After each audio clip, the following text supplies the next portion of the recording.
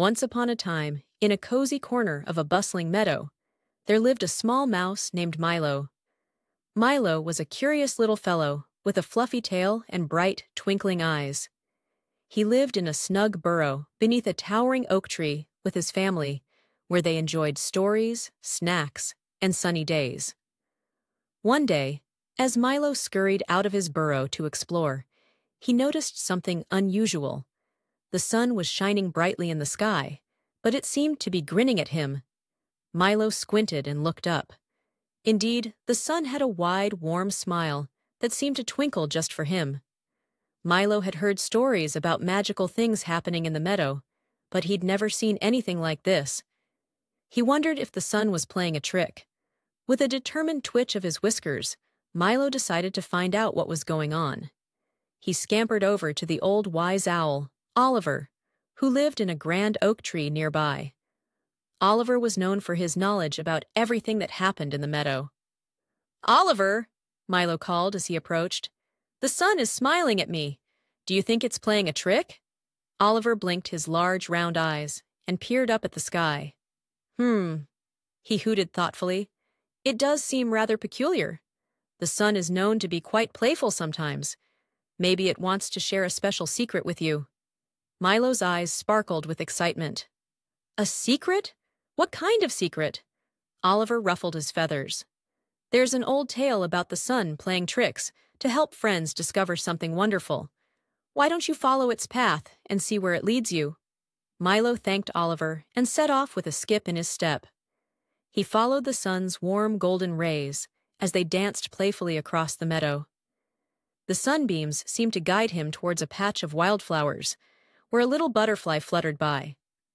"Hello, butterfly," Milo greeted cheerfully. "Have you seen anything unusual today?" The butterfly twirled in the air and replied, "I've seen the sun guiding you this way. It must be leading you to something special. Look under the flowers, and you might find a clue." Milo peeked beneath the bright blooms and discovered a tiny, sparkling key. It was so small that it almost got lost among the petals. He picked it up with his paws and wondered aloud, "A key? But what does it open?"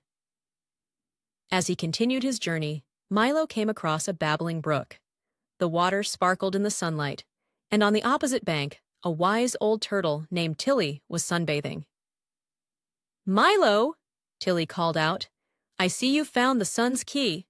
That's a special key that can open a hidden treasure chest in the meadow. But beware. Only those with a kind heart and a brave spirit can find it." Milo's heart raced with excitement. "A treasure chest! Where can I find it?" Tilly pointed with her wrinkled old flipper to a large ancient tree covered in ivy. "Look around the base of that tree. The chest is hidden there." With newfound determination, Milo scurried to the ancient tree. He searched the base and finally found a small wooden chest covered in moss and ivy. The key fit perfectly into the lock, and with a satisfying click, the chest opened. Inside, Milo found a beautiful, shimmering golden acorn and a note that read, "To the brave and kind heart who found this treasure, share it with others to spread joy." Milo's heart swelled with happiness. He carefully picked up the golden acorn and decided to share it with his friends in the meadow. As he went from one friend to another, Oliver the owl, Tilly the turtle, and the butterfly, everyone marveled at the treasure and the joy it brought. The sun's smile seemed to grow even wider, and Milo realized that the sun's trick was a way to help him discover the joy of sharing and friendship. The meadow sparkled with laughter and cheer, all thanks to a small mouse and a playful sun. From that day on, whenever the sun shone brightly in the sky, Milo would look up and smile back, knowing that sometimes a little trick could lead to something truly magical. On a quiet summer night, two best friends, Emily and Lily, slipped out of their cozy homes and wandered to the edge of a meadow. The moon hung high and full in the sky, casting a silvery glow over everything below. The meadow seemed to shimmer under the moonlight, and a gentle breeze rustled the tall grass, creating a magical atmosphere. Emily, with her golden hair tied in a loose braid, looked at Lily with excitement. "Isn't it beautiful out here? It's like the moon has turned the whole meadow into a sparkling dream." Lily, her dark curls bouncing as she nodded, grinned widely. "It's perfect! Let's dance under the moonlight." The two friends stood in the center of the meadow, their feet bare against the soft grass. As the moonlight bathed them in its gentle glow, they began to dance.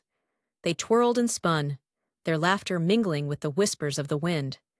Emily's white dress swirled like a cloud, while Lily's blue dress shimmered with every movement. They danced in sync, their steps light and carefree. The moon seemed to smile down at them, its silver rays turning their movements into a graceful ballet. Emily and Lily felt as if they were floating on a cloud, their joy boundless. As they danced, fireflies emerged, adding their tiny lights to the moon's brilliance. The meadow became a place of enchantment, where time seemed to stand still. Emily and Lily, lost in their dance, felt as if they were part of something larger and more beautiful than they could ever imagine.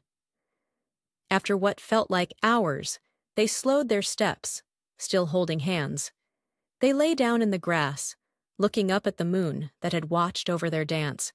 The sky was a deep velvety blue, and the stars twinkled like tiny diamonds. Lily sighed contentedly. This was the best night ever. Emily squeezed Lily's hand. Yes, it was magical. We'll always remember this dance under the moon. As the moon continued to cast its serene light, Emily and Lily drifted into a peaceful sleep, their hearts full of the joy and wonder of their moonlit dance. In a serene and ancient forest, where sunlight filtered through a canopy of emerald leaves, there lived an owl named Lucy. Lucy was a majestic owl with feathers that shimmered in a golden hue, reflecting the light of the sun. She was known throughout the forest for her wisdom, which had been gathered over countless years. Her eyes, deep and knowing, seemed to hold the secrets of the universe. The forest thrived under Lucy's watchful gaze. Each morning, as the first light of dawn painted the sky in shades of pink and gold, the forest animals would gather around Lucy's favorite perch, a grand gnarled branch of the oldest oak tree. They came seeking her guidance, her counsel, and her stories that were as ancient as the stars. One particular morning, a sense of unease permeated the forest. The animals whispered about a hidden treasure that could bring lasting peace and prosperity to their home. Stories of this treasure had been passed down through generations, but its exact location remained a mystery.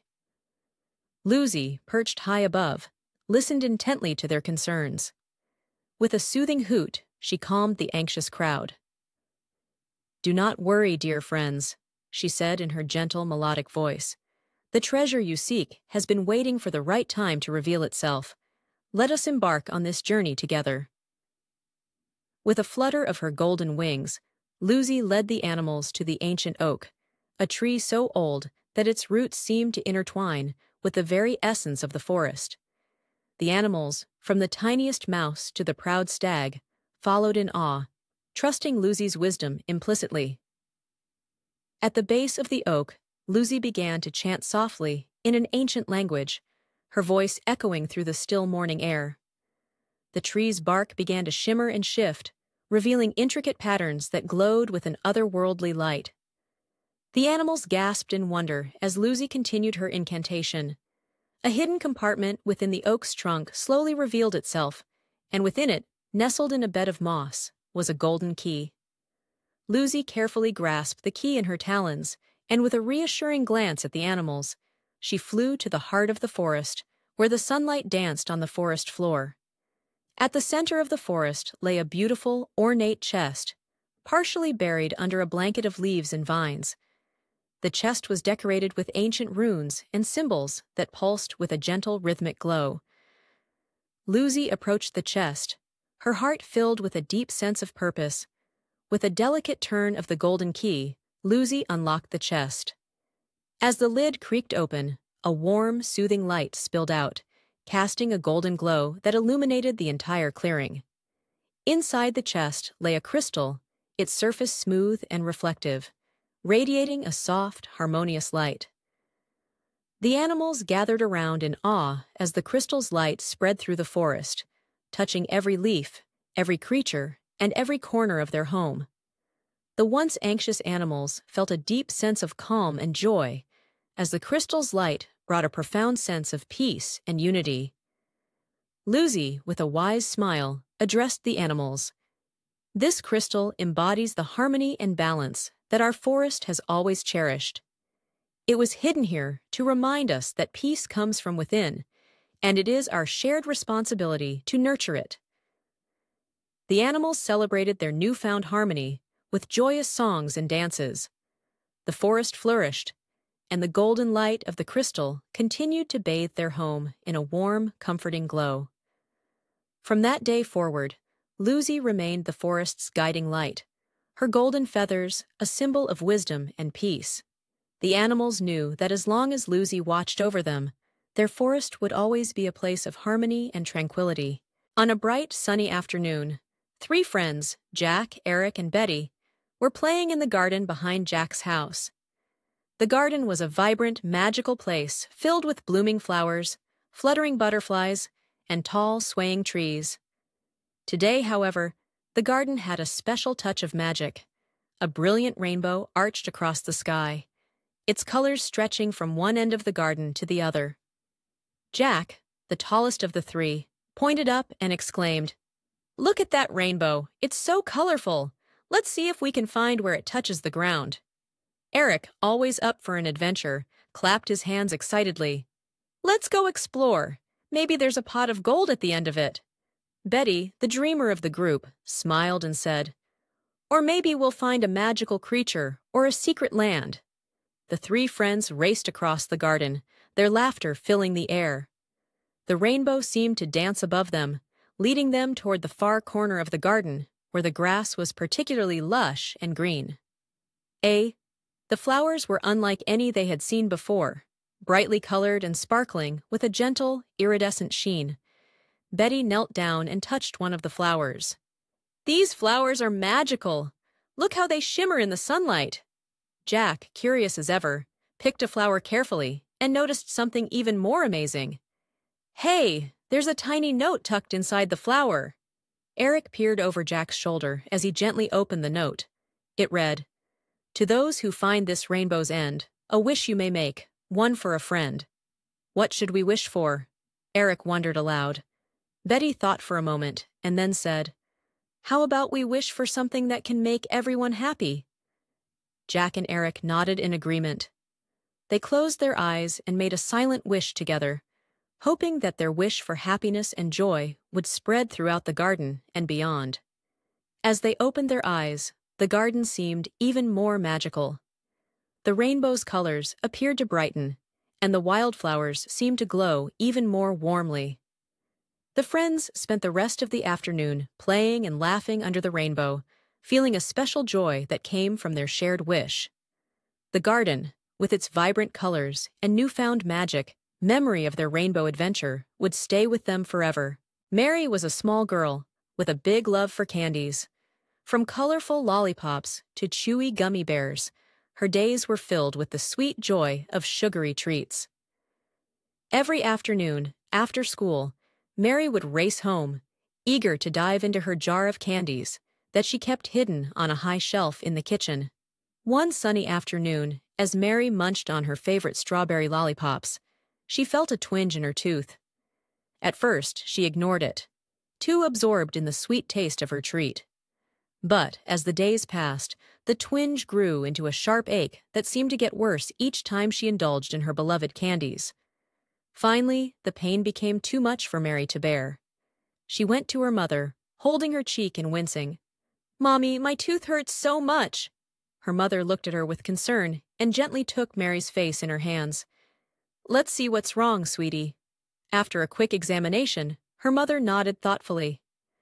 "It looks like you might have a toothache from eating too many sweets. We need to visit Dr. Thompson to see what's going on." Mary's heart sank. She loved Dr. Thompson, but she didn't like the idea of having to stop eating candies. Nonetheless, she agreed to go, knowing she needed relief from the pain. At the dentist's office, Dr. Thompson greeted Mary with a warm smile. After a thorough checkup, he explained the situation in a gentle, reassuring manner. "Mary, your teeth are very strong, but eating too many candies can cause cavities, which is what's causing your toothache. It's important to take good care of your teeth by brushing regularly and limiting sugary treats." Mary's eyes widened.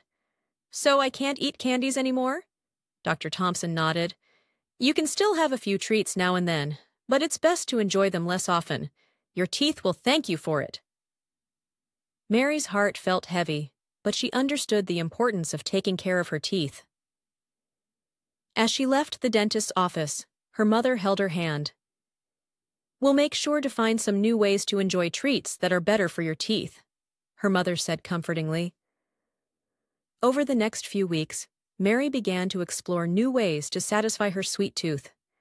She discovered that fruits like apples, pears, and berries were delicious and refreshing. She also learned how to make homemade fruit popsicles that were just as enjoyable as candies. Mary still missed her candies, but she felt proud of her healthier choices. She brushed her teeth diligently and even started using flavored toothpaste that made brushing feel like a fun activity.